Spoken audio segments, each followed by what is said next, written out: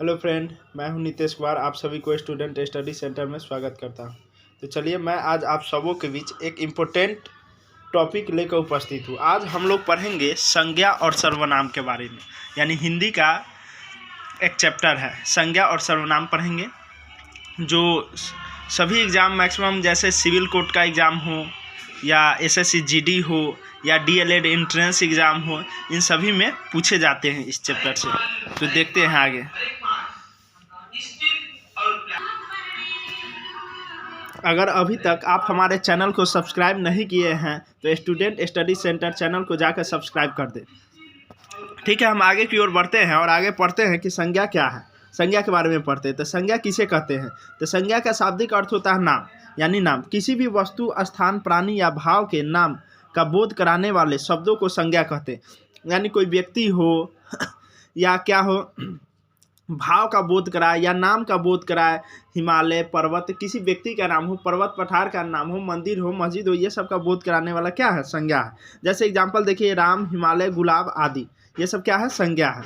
आगे नेक्स्ट की ओर देखेंगे। यहाँ कह रहा है कि संज्ञा मुख्यतः जो है कितने भागों में बांटा गया है? तो संक्षेप में संज्ञा को मुख्यतः 3 भागों में बांटा गया।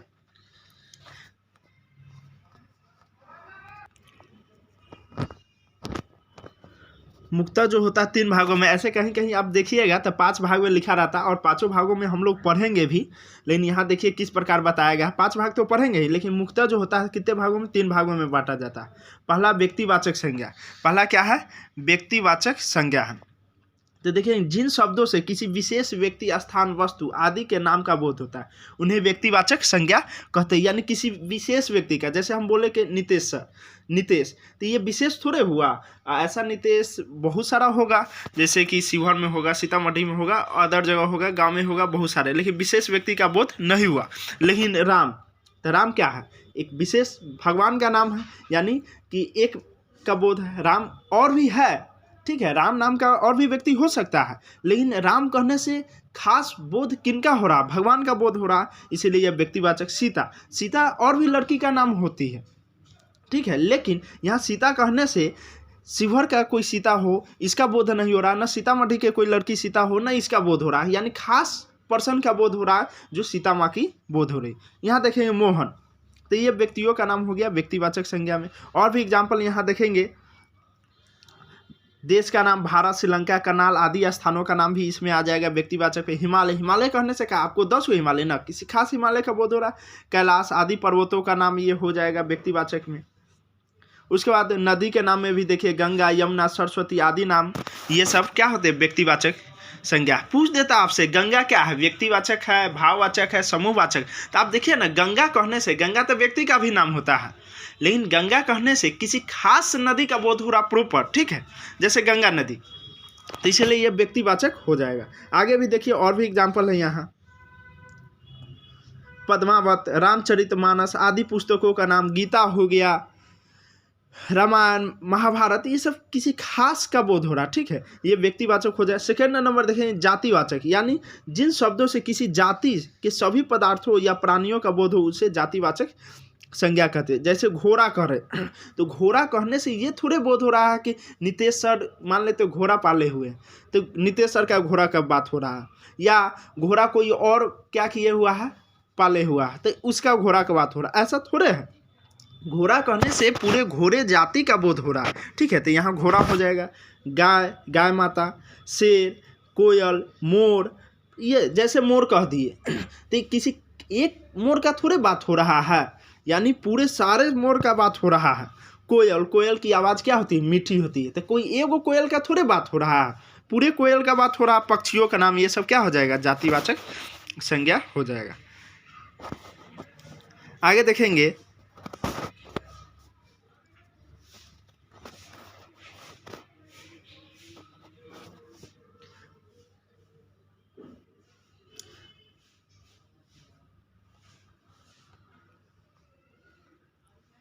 आम, केला, गुलाब, कमल आदि फल फूलों का नाम भी क्या है? पूरे समूह का यहाँ बोध हो रहा है, तो जातिवाचक संज्ञा हो जाए। पर्वत, नदी, पुस्तक, पेन, घर, ये पूरे जाति का बोध हो रहा है, तो जातिवाचक संज्ञा हो जाए। जैसे कि पुस्तक, तो किसी खास पुस्तक को थोड़े बोध हो रहा है।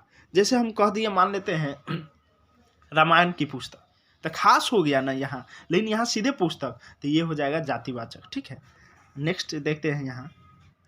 अब क्या होता है, बहुत सारे बुक में सीधे संज्ञा के 5 भेद दे देंगे, व्यक्तिवाचक, जातिवाचक, समूहवाचक, भाववाचक, द्रव्यवाचक, इस तरह का देते हैं। लेकिन आप हमको हम बताए हैं मुख्यतः 3 प्रकार के। लेकिन अब देखिए जातिवाचक ही क्या होता है, 2 जातिवाचक के ही 2 उपभेद, इसी में आ जाएगा द्रव्यवाचक और समूहवाचक।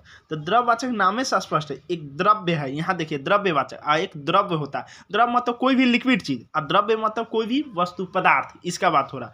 तो जिन शब्दों से किसी धातु अथवा द्रव्य का बोध हो उन्हें द्रव्यवाचक संज्ञा कहते हैं।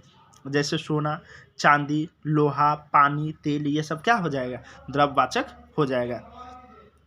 समूहवाचक, जिन शब्दों से व्यक्ति, वस्तु, स्थान आदि के समूह अथवा समुदाय का बोध होता है उन्हें समूहवाचक संज्ञा कहते हैं। यानी किसी समूह का बोध हो, जैसे कक्षा, तो कक्षा कहने से एक विद्यार्थी के लिए थोड़े, उस कक्षा में बहुत सारे विद्यार्थियों का समूह होता है। संघ, तो कोई हम संघ बनाए, मान लेते हैं कोई ग्रुप ही बनाए, तो एक व्यक्ति थोड़े, उसमें बहुत सारे व्यक्तियों का समूह होता है। गांव, तो गांव में एक ही व्यक्ति रहता है, बहुत सारे व्यक्तियों का समूह रहता है। सेना, सेना में एक ही सेना थोड़े रहता है। टीम, तो ये सब समूह का बोध हो रहा था। पूछ देगा कि टीम क्या है, समूहवाचक है, जातिवाचक है, तो क्या हो जाएगा, समूहवाचक हो जाएगा, क्योंकि टीम एक ग्रुप से बनता है, 10 व्यक्तियों का टीम, 11 व्यक्तियों का टीम, इस तरह से। ठीक है, नेक्स्ट देखेंगे यहाँ भाववाचक संज्ञा। जिन शब्दों से व्यक्ति, वस्तु आदि के धर्म, गुण, भाव, दशा आदि का बोध हो उसे भाववाचक, यानी जिसे महसूस कर सकते, भावनाओं की तरह। जैसे देखिए मित्रता, मित्रता को आप देखे हैं, नहीं ना देखे, लेकिन महसूस किया जाता है कि हमारी उसकी मित्रता घनिष्ठ है, ये है, वो है, इस तरह। ईमानदारी, बेईमानी, ये सब को आप देखे हैं, नहीं ना देखे हैं, यानी ये सब महसूस किया जाए। सजनता, शत्रुता, गुण, दोष, ये सब को देख नहीं सकते, ये सब भाव किया जाता है।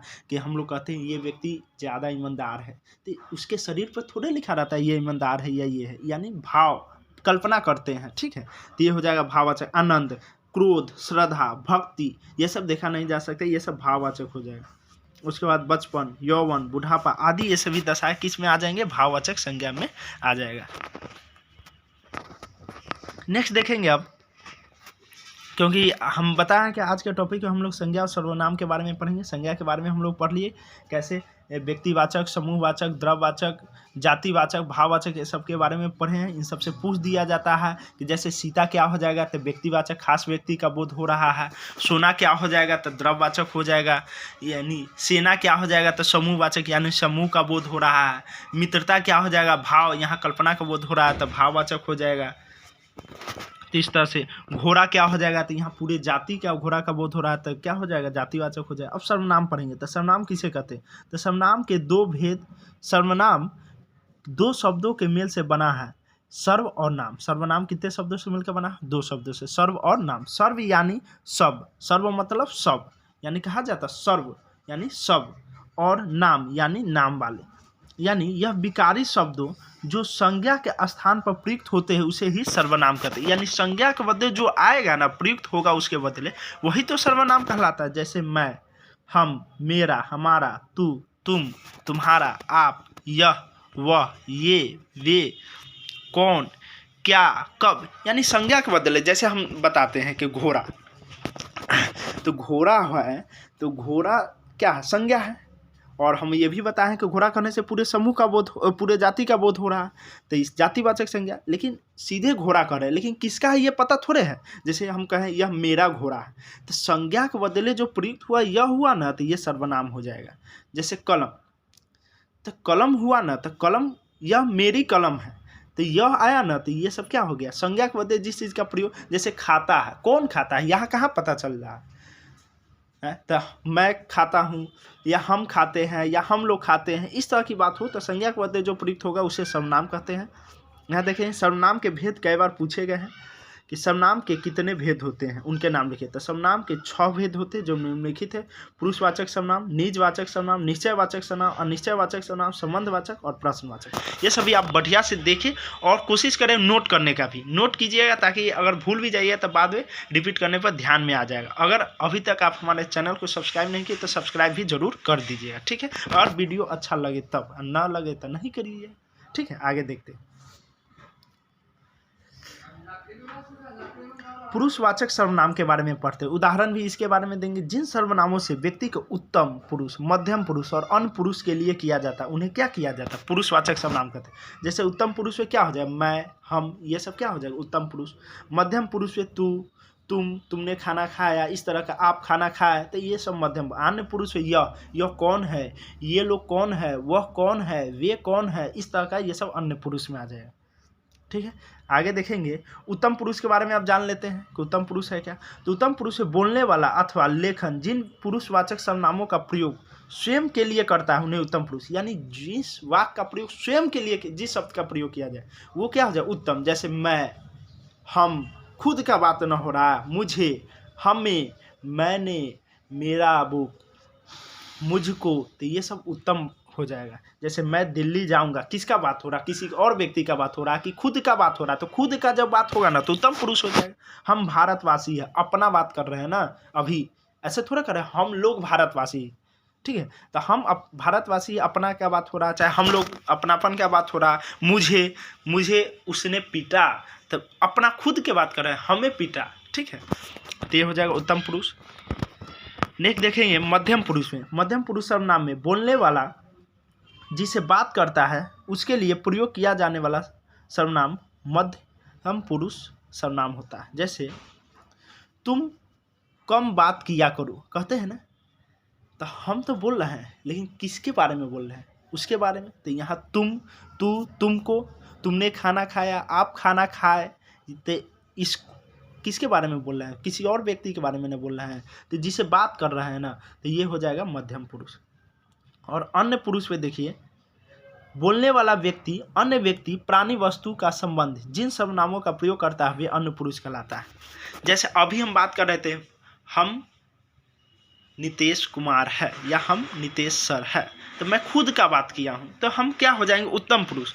लेकिन अगर किसी और के बारे में बात करें, सामने वाला जिसे बात कर रहे हैं, जैसे तुम्हारा नाम क्या है, तुम कौन हो, तो ये दूसरे से बात कर रहे हैं ना, तो ये हो जाएगा मध्यम। और किसी अन्य तीसरे के बारे में बात किया जाए, जैसे वे सज्जन है, वे कौन है, यानी हम तो बोल रहे हैं, आपसे बात कर रहे हैं, लेकिन किसी और के बारे में, जैसे हम आपको बोले कि वे कौन है, तो हम बोल रहे हैं, लेकिन आपसे पूछ रहे हैं, लेकिन किसके बारे में? किसी और के बारे में। तो ये हो जाएगा अन्य पुरुष। नेक्स्ट देखिए यहाँ पे निश्चयवाचक सर्वनाम। उदाहरण सहित जिन सर्वनामों से किसी निश्चित प्राणी, वस्तु, स्थान का बोध होता है उसे निश्चय बात है। नाम से स्पष्ट है कि निश्चय यानी किसी निश्चित चीज का बोध हो। जैसे यह, वे, वह, ये पूछ देता है कि ये कौन है? निश्चयवाचक है कि क्या है? पुरुषवाचक है, पहचानने के लिए। जैसे ये भारतवासी, तो निश्चित ऐसा थोड़े है कि वे इंग्लैंड वासी है, वे पाकिस्तानी है। निश्चित का बोध हो रहा है, ये भारतवासी है, वे प्रवासी है, यह मेरी पुस्तक है। हम गारंटी के साथ 100% कह रहे हैं, यह मेरी पुस्तक है। निश्चितता है तब तो बोल रहे हैं, तो ये हो जाएगा निश्चयवाचक। नेक्स्ट देखेंगे यहाँ पर अनिश्चयवाचक सर्वनाम। तो वहाँ निश्चयवाचक निश्चित का बोध होता था, यह मेरी पुस्तक है, अपनापन लग रहा है ना, एकदम निश्चितता का बोध। लेकिन अनिश्चयवाचक जिसमें अनिश्चित, पता ही न चलेगा किसके बारे में क्या बोल रहे हैं, नहीं बोल रहे हैं। तो वहाँ देखिए, जिन सर्वनामों से किसी प्राणी, वस्तु, स्थान निश्चित रूप से बोध नहीं होता उसे अनिश्चयवाचक सर्वनाम कहते हैं। ये पूछ दिया जाता है। और अगर SSC GD का एग्ज़ाम हो या सिविल कोर्ट का एग्ज़ाम हो या DLED इंट्रेंस एग्ज़ाम का हो या कोई बोर्ड एग्ज़ाम हो, इंटर हो, 12 हो, या जिसमें भी हिंदी पूछा जाता है, तो हिंदी का ये महत्वपूर्ण चैप्टर है, पूछता ही है, ठीक है, बोर्ड एग्ज़ाम में भी। जैसे देखिए अनिश्चयवाचक, कोई, कुछ, जैसे दरवाजे पर कोई खड़ा है, पता चल रहा है कि कौन है? नीतीश सर है, कि रंजीत सर है, कि निरंजन सर है। सीधे कह रहे दरवाजे पर कोई खड़ा है, अनिश्चितता का बोध हो रहा है ना। खोलेंगे, हो सकता है नीतीश सर ही हो सकता है प्रदीप सर ही हो, कोई और भी हो सकता है ना। तो ये हो जाएगा अनिश्चयवाचक सर्वनाम। दाल में कुछ काला है, तो अनिश्चय, कुछ काला है, ऐसा थोड़ा है कि निश्चित बोल रहे हैं, कुछ हो सकता है, ठीक है। तो ये हो जाएगा अनिश्चयवाचक। संबंधवाचक सर्वनाम। उदाहरण सहित जिन सर्वनामों से संज्ञा के साथ संबंध होता है उसे संबंधवाचक, यानी जिससे संबंध, रिश्ता, रिलेशनशिप का बात हो, ठीक है, तो वो संबंधवाचक सर्वनाम में आ जाएगा। जो, सो, वह, जिसकी, उसकी, जैसा, वैसा आदि जो प्रयत्न करता, यानी ये सब लगा रहेगा तो संबंधवाचक। जैसे देखिए जो करेगा सो भरेगा। तो एक दूसरे में संबंध है ना, जो जैसा करेगा वैसा ही पाएगा, करेगा और पाएगा, दोनों एक दूसरे में क्या संबंध है। इसके बाद देखिए, जो प्रयत्न करता है वह फल भी पाता है, एक दूसरे में संबंध है, जो प्रयत्न करेगा उसे मिलेगा भी। जिसकी लाठी उसकी भैंस, ये भी हो गया, ठीक है। या वह राम की पत्नी है, संबंध का बोध हो रहा है ना। या वह नीतीश सर का विद्यार्थी है, तो एक संबंध हो गया ना, तो ये हो गया संबंधवाचक। नेक्स्ट देखेंगे यहाँ पर प्रश्नवाचक सर्वनाम किसे कहते हैं। तो उदाहरण सहित स्पष्ट कीजिए। तो जिन सर्वनामों से किसी व्यक्ति, प्राणी, वस्तु, क्रिया, व्यापार आदि के विषय में व्यक्ति अथवा प्राणी के संबंध में प्रश्न करना हो तो कौन का प्रयोग करते हैं। प्रश्नवाचक में यानी एक तरह का क्वेश्चन पूछा जाता, प्रश्न पूछा जाता, लगेगा आपको सेंटेंस से कि कोई प्रश्न कर रहा है, तो नाम से स्पष्ट है प्रश्नवाचक हो जाएगा। जैसे उसमें लगा है कौन क्या, तो जैसे राम को कौन नहीं जानता है, बात सही है, कौन नहीं जानता है, तो ये एक तरह का प्रश्न पूछ रहे हैं ना, राम को कौन नहीं जानता है, या तुम कौन हो, क्या मैं यह ले सकता हूँ, इस तरह का बात हो, ये लगा रहा है, तो ये हो जाएगा प्रश्नवाचक, ठीक है। आगे देखिए नेक्स्ट, निजवाचक सर्वनाम किसे कहते हैं। जो सर्वनाम स्वयं के लिए प्रयुक्त किए जाते हैं। निज का अर्थ होता है अपना, अपने लिए, स्पष्ट ये जरूर पूछता है, इस पर बच्चे क्या हो जाते हैं, गलती कर देते हैं। निजवाचक सर्वनाम पहचानने में देखिए, जिससे अपनत्व का बोध हो, अपनापन का बोध हो, निज मतलब समझ जाइए कि अपना, वो हो जाएगा निजवाचक सर्वनाम। जैसे देखिए, आप निजवाचक सर्वनाम है, यहाँ देखिए इनका तीनों पुरुषों में प्रयोग किया जाता है। आप भला तो जग भला, यहाँ अपनत्व का बोध हो रहा है। यहाँ देख सकते हैं आप निजवाचक सर्वनाम है, यानी आप जो होता है पूछ देगा, तो ये निजवाचक सर्वनाम है। इसका तीनों पुरुषों में प्रयोग होगा, उत्तम पुरुष, मध्यम पुरुष, अन्य पुरुष में, ये सब में भी होता है। जैसे देखिए, आप भला तो जग भला, क्या कह रहा है कि आप भला तो जग भला, तो इसमें अपनत्व का न बोध हो रहा है। जैसे कि आप यह सब करना छोड़ दीजिए, तो अपनापन लग रहा है, अपनत्व का बोध हो रहा है, तब तो हम उसको कह रहे हैं आप स्मोकिंग करना छोड़ दीजिए, इस तरह की बात है। चाहे आगे देखिए, मैं के लिए भी प्रयोग किया जाता है, हम पहले ही बताया अपनत्व का बोध। भगत सिंह ने अपने आप को राष्ट्र के लिए समर्पित कर दिया, तो अन्य पुरुष के लिए भी प्रयोग किया जाता है, ठीक है। तो यहीं पे वीडियो को समाप्त करते हैं और फिर मिलेंगे नेक्स्ट वीडियो में। जय हिंद, जय भारत। अगर आप अभी तक हमारे चैनल को सब्सक्राइब नहीं किए तो स्टूडेंट स्टडी सेंटर को जाकर सब्सक्राइब कर दीजिए, और फिर मिलेंगे नेक्स्ट वीडियो में। जय हिंद, जय भारत।